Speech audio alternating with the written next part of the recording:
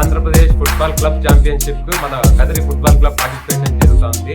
So మన team గాను కొంచెం ఎక్విప్మెంట్ అలాగే డ్రెస్సెస్ అవసరం ఉండిందండి. దీనికి మేము మగ్గులన్నాన్ని కలవడం జరిగింది. మాకు స్పాన్సర్షిప్ ఏంటంటే మనం చెప్తున్నట్లే మగ్గులన్న ముందరకు వచ్చి మన క్లబ్కి ఫుట్బాల్స్ కానీ పిల్లలకి డ్రెస్సులు కానీ అన్నీ ఇవ్వడం జరిగింది.